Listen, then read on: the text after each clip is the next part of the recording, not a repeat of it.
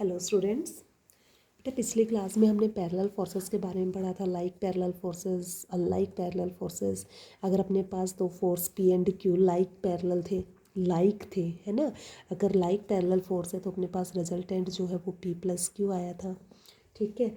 जबकि अपने पास जो रिजल्टेंट था जो उसकी पोजीशन थी, हमने कैसे किया था बेटा फाइंड। अगर ए बी अपने पास दो पॉइंट है और कोई दो लाइक पैरेलल फोर्सेस है पी क्यू, ठीक है, तो जो इनका रिजल्टेंट था वो इसको इनिशियली कहीं कट कर रहा था, ठीक है, रिजल्टेंट, और उसको हमने पी प्लस क्यू लिखा था, ठीक है।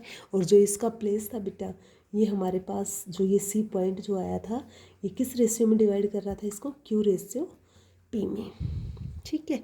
ये अपने पास रिजल्ट आया था, तो यहाँ से हमने लिख दिया था बेटा, अगर थोड़ा सा भी याद है हमें, तो अपने पास Q by P is equal आ गया था ए सी बाई सी बी। मतलब अपने पास आ गया था P time A C is equal Q time C B, ठीक है। ये था अपने पास लाइक पैरेलल फोर्सेस के लिए।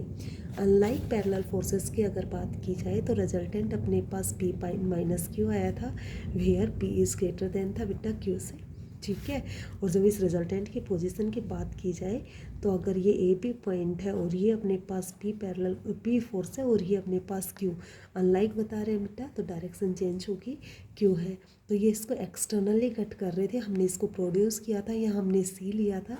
तो जो रिजल्टेंट था बेटा, एक्चुअल में रिजल्टेंट की पोजीशन क्या थी, रिजल्टेंट की पोजीशन वही क्यू रेशियो पी में डिवाइड कर रहा था, ठीक है। और यहाँ से भी अपने पास क्यू पी इज इक्वल आ गया था, sorry Q by P is equal अपने पास वही सेम क्या आ गया था बेटा, A C by B C, that is same P time A C is equal हो गया था क्यू टाइम बी सी, ठीक है। इसके बाद हमने किया था बेटा एनालॉग ऑफ लामीज थ्योरम, ठीक है, एनालॉग ऑफ लामीज थ्योरम,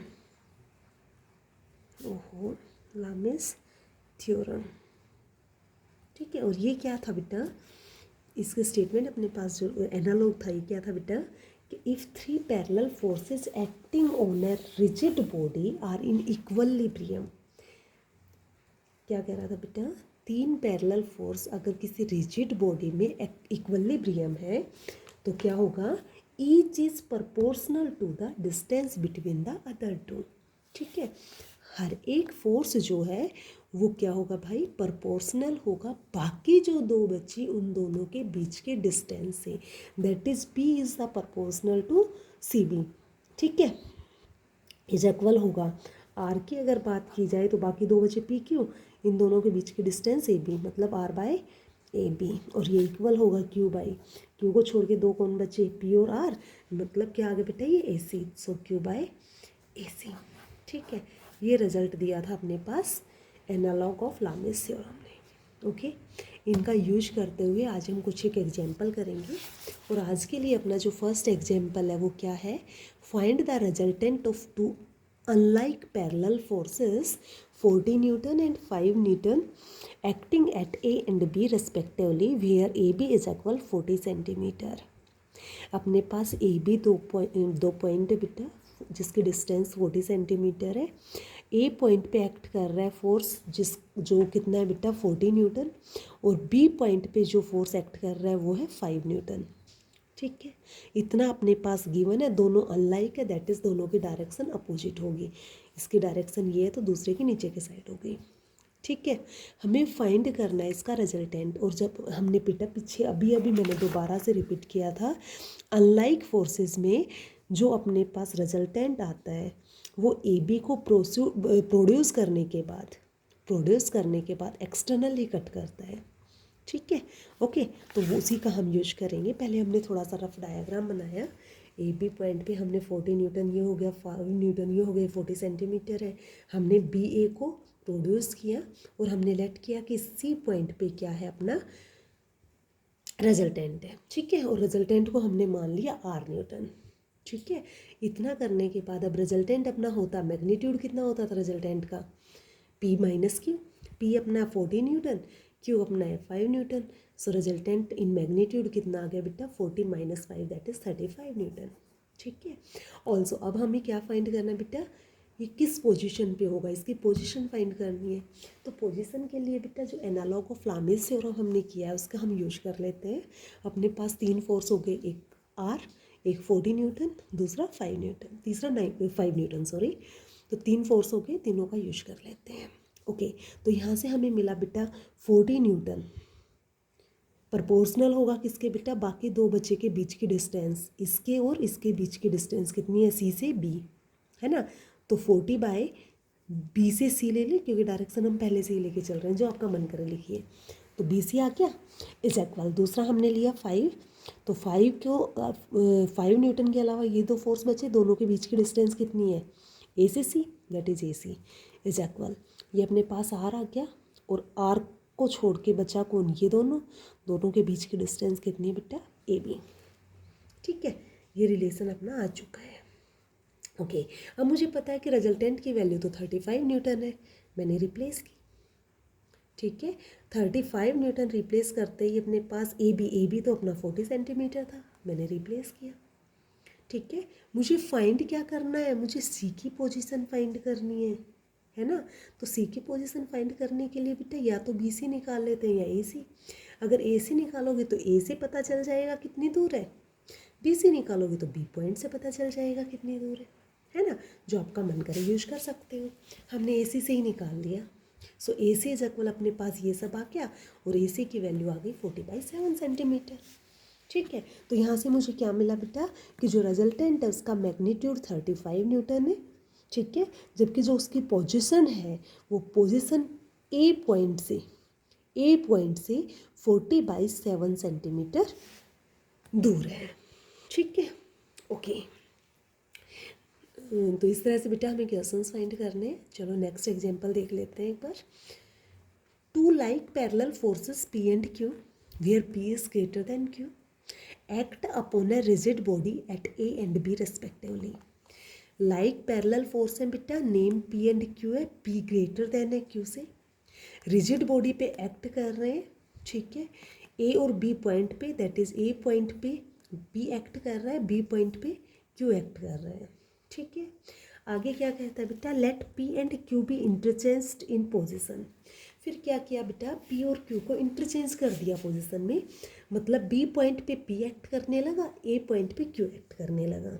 ठीक है, then show that the point of application of the resultant will be displaced through a distance X. तो कहता है कि चेंज करने के बाद जो रिजल्टेंट डिस्प्लेस होगा, चेंज होगा, अपनी जगह डिस्प्लेस करेगा, जगह छोड़ेगा, है ना। तो बीच की जो डिस्टेंस होगी वो क्या होगी बेटा, P minus Q by P plus Q divide by P minus Q divide by P plus Q into A B. ठीक है, ये हमें प्रूव करना है। तो कुल मिला के गिवन क्या है, दो पैरेलल फोर्स गिवन है P और Q, P ग्रेटर है Q लेस है। ओके, हमें करना क्या है बेटा, P और Q को इंटरचेंज करना है, और जैसे इंटरचेंज करते हैं तो रिजल्टेंट की पोजीशन भी चेंज होगी। तो रिजल्टेंट की पोजीशन जब चेंज होने के बाद जो डिस्टेंस क्रिएट हुई, वो डिस्टेंस कितनी है वो हमें फाइंड करनी है।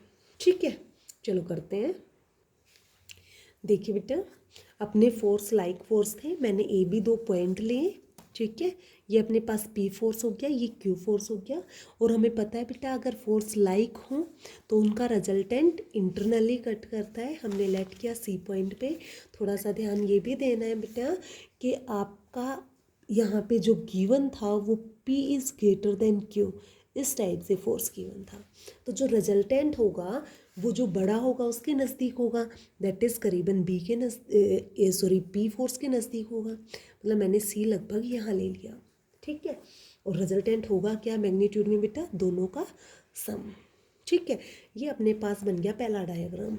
फिर क्या किया बेटा, हमने पी एंड क्यू को इंटरचेंज किया, और जैसे ही इंटरचेंज किया तो जो बी पॉइंट है उस पर तो पी एक्ट करने लग गया, और जो ए पॉइंट है उस पर क्यू एक्ट करने लग गया। अब बड़ा तो कौन है, पी है ना, तो जो अपना रिजल्टेंट बनेगा दूसरा वो पी के साइड बनेगा। तो मैंने मान लिया लगभग यहाँ से है।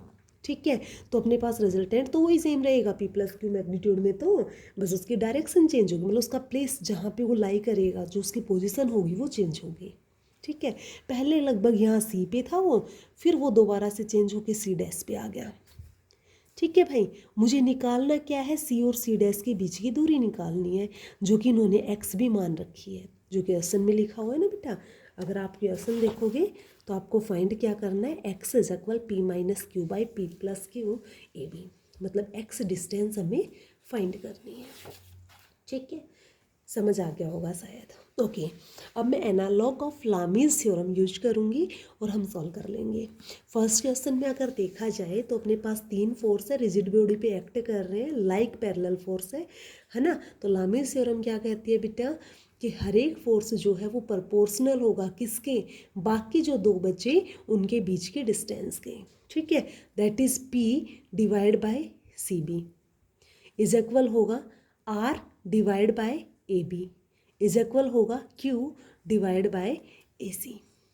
ठीक है, आर एक्चुअल में क्या था बेटा, पी प्लस क्यू, तो मैंने आर की value P plus Q replace की। ठीक है, ओके, मुझे निकालना क्या है, ध्यान देना बेटा, हमें निकालना है सी और सी डैश के बीच की दूरी। ठीक है, अगर मैं यहाँ से ए सी फाइंड कर दूँ, इस वाले डायग्राम से ए सी फाइंड कर दूँ, इस वाले डायग्राम से ए सी डैश फाइंड कर दूँ, तो ए सी डैश में से ए सी घट गया तो सी सी डैश मिल जाएगा। या फिर दूसरा हम कर सकते हैं, इस डायग्राम से सी बी फाइंड कर लें। ठीक है, और इस डायग्राम से सी डैश बी फाइंड कर लें, तो सी बी में से सी डैश बी सब्ट्रैक्ट होगा तो बेटा सी सी डैश मिल जाएगा ना। तो दोनों में से किसी का भी हम यूज कर सकते हैं। ठीक है, मैंने ए सी यूज किया है ना, तो ए सी इज इक्वल अपने पास क्या आ जाएगा, ये पलट के क्यू ऊपर गया divide by P plus Q into A B. ठीक है, सेम है सेकेंड डायग्राम की अगर बात की जाए बेटा, तो अपने पास वही सेम 3 फोर्स है, रिजिड बॉडी पे एक्ट कर रहे हैं, इक्विलिब्रियम में, तो सेम लामीज थ्योरम अप्लाई हो सकती है, analogue of Lami's theorem. Okay, तो अपने पास क्या आएगा, Q divide by C dash B is equal होगा R that is P plus Q divide by A B equal होगा P divide by A C dash. ठीक है, यह आ गया।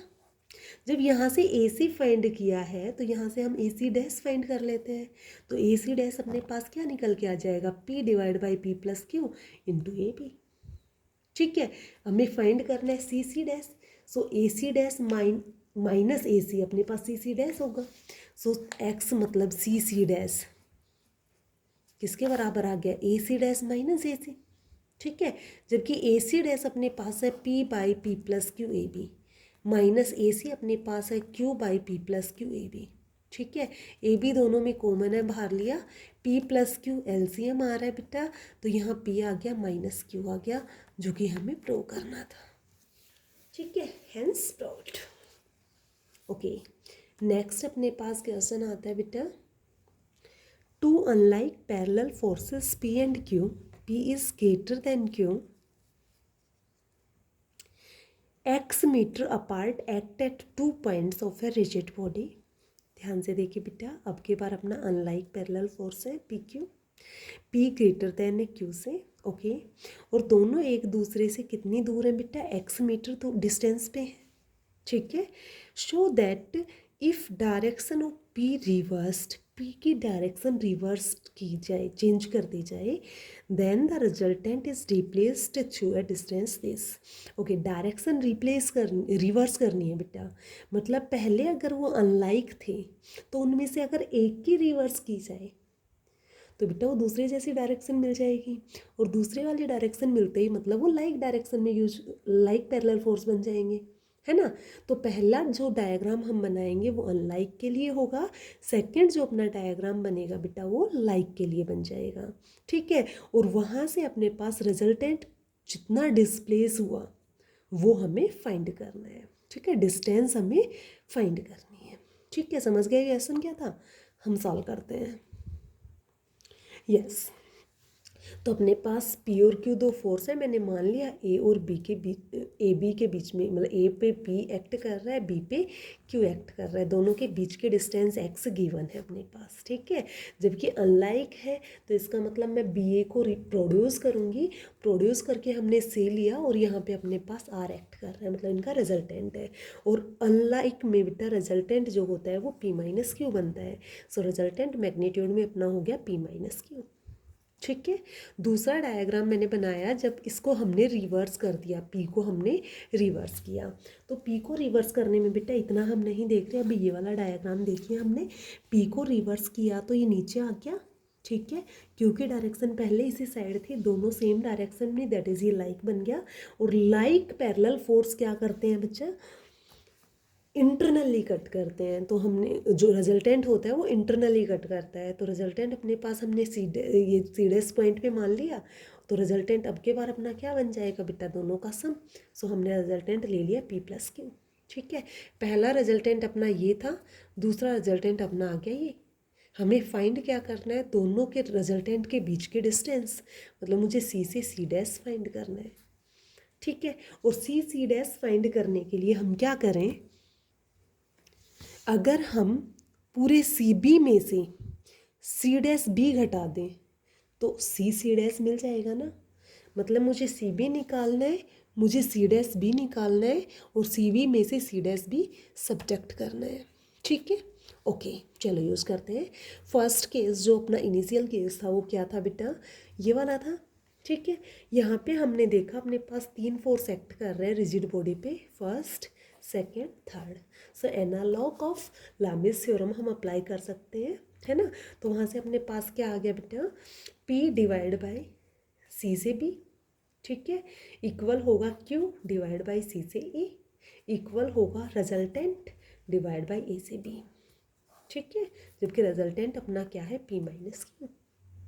ओके, तो यहाँ से हम सी बी, मुझे क्या निकालना था, सी बी और सी डैश बी, तो यहाँ से हम सी बी निकाल सकते हैं। सो सी बी की वैल्यू क्या आ गई, P by P minus Q into A B, ठीक है। सेकेंड केस अगर हम लेते हैं बेटा, तो यहाँ से हम सी डैश बी फाइंड करेंगे, ठीक है। यहाँ भी अपने पास 3 फोर्स एक्ट कर रहे हैं, पी आर क्यू, ठीक है। इक्विलिब्रियम है तो यहाँ भी हम analog of Lami's theorem use करेंगे, जो कि अपने पास ये डायरेक्शन चेंज होने से लाइक पैरेलल फोर्स बन चुके हैं। और लाइक पैरेलल फोर्स हैं तो इसका मतलब अपने पास जो रिजल्टेंट होगा वो दोनों का सम होगा। सो रिजल्टेंट हो गया पी प्लस क्यू, ठीक है। और लामिस थ्योरम क्या कहती है बेटा, P divide by C dash B, P divide by C dash B equal होगा R divide by A B, equal होगा Q divide by A C dash, ठीक है। जबकि रिजल्टेंट अपना पी प्लस क्यू था, हमने यूज किया। यहाँ से हमें सी डैश बी की वैल्यू चाहिए, इसको और इसको यूज करके सी डैश बी की वैल्यू हमने फाइंड की, ठीक है। एक्चुअल में हमें सी सी डैश निकालना था, तो सी सी डैश क्या होगा, C B minus C dash B.